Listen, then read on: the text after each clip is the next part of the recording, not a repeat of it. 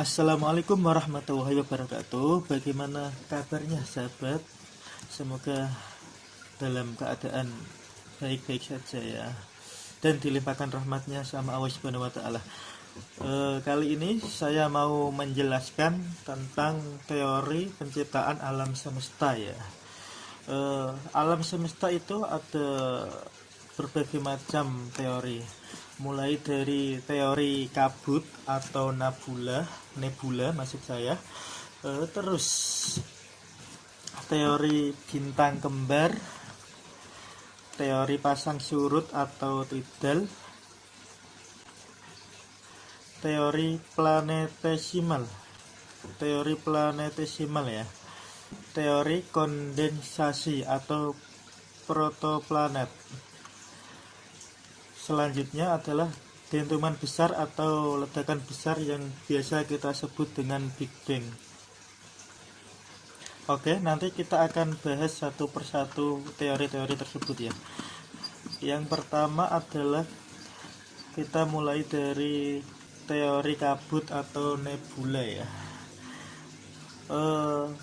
Teori ini pertama kali dikemukakan oleh Emanuel Swedenborg pada tahun 1793. Kemudian disempurnakan oleh Immanuel Kant pada tahun 1775.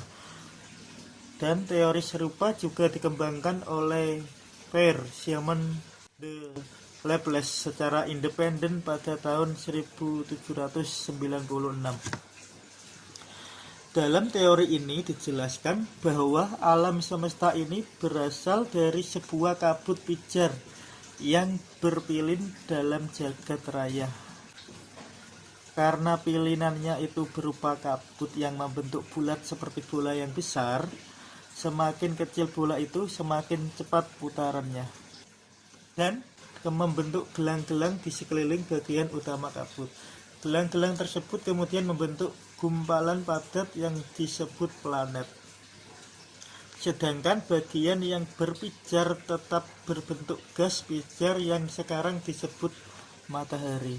Menurut para ahli, dalam setiap 1000 bintang di alam semesta ini terdapat satu sistem tatar surya. Jika dugaan ini benar, di dalam galaksi Bima Sakti saja yang mempunyai 10 bintang akan terdapat 100 juta tata surya. Di antara sekian tata surya itu kemungkinannya ada beberapa yang mirip dengan tata surya kita. Itu tadi teori kabut ya atau nebula. Untuk selanjutnya adalah teori bintang kembar. Teori bintang kembar ini dikemukakan oleh Fritz Hoyle pada tahun 1956. Menurut teori ini, awalnya ada dua buah bintang yang berdekatan ya, dalam tanda kurung bintang kembar.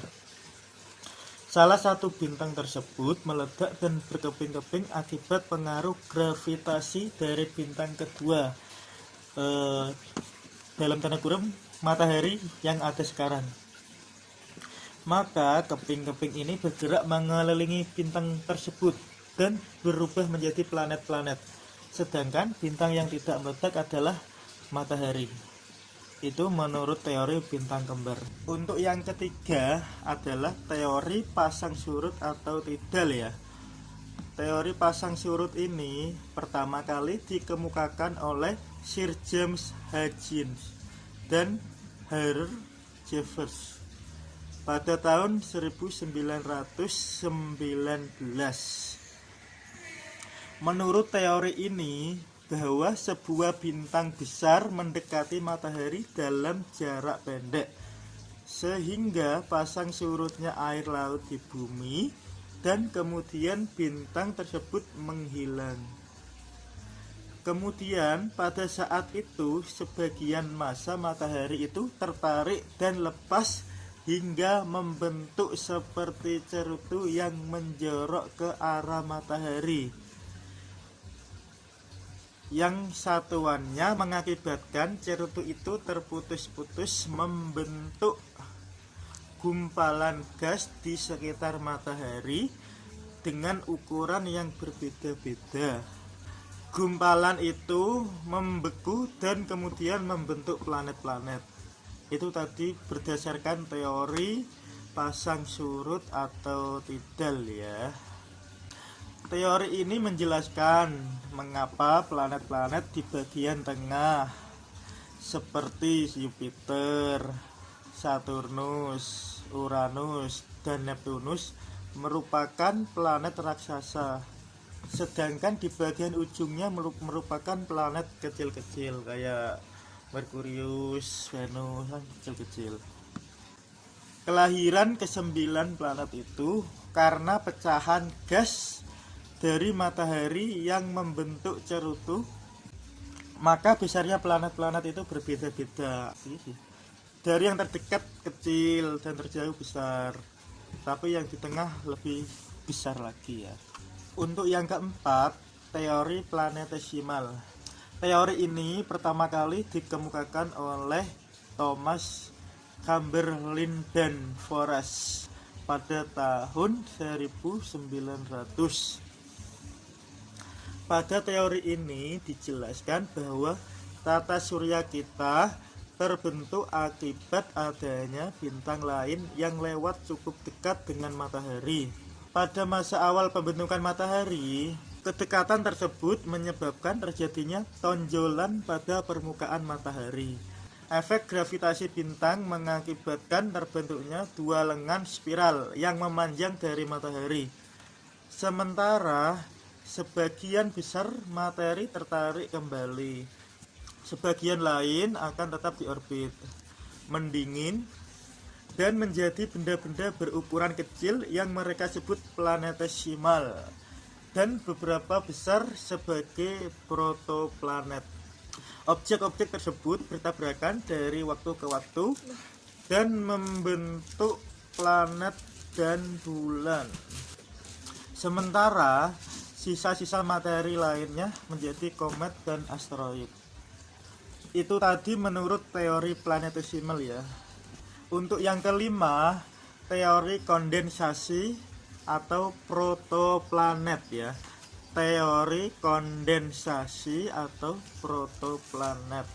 Teori ini pertama kali dicetuskan oleh G.P. Kuiper pada tahun 1950. Dalam teori ini dijelaskan bahwa alam semesta terbentuk dari gumpalan awan gas dan debu.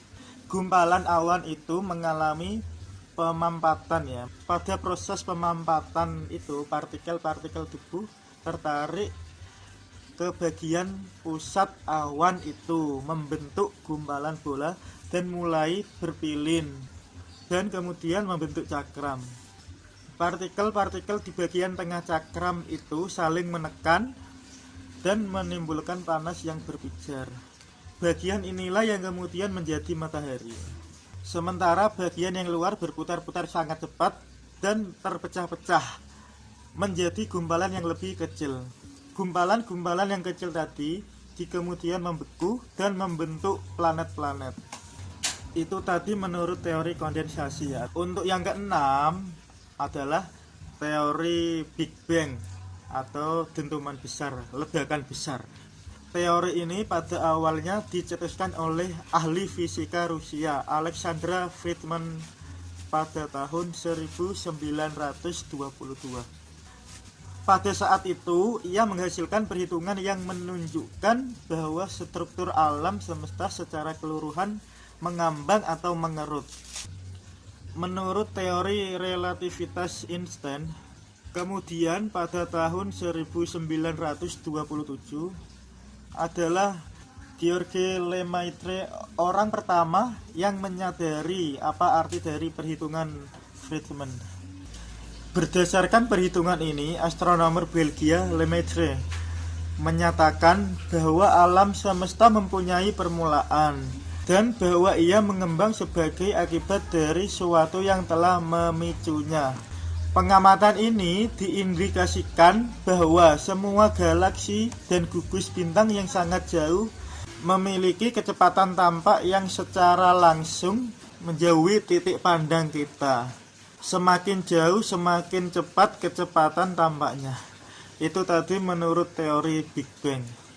Sekian dulu penjelasan singkat dari saya. Kurang lebihnya saya minta maaf jika ada kesalahan. Kritik dan saran bisa ditulis di kolom komentar ya. Jangan lupa subscribe. Terima kasih. Wassalamualaikum warahmatullahi wabarakatuh.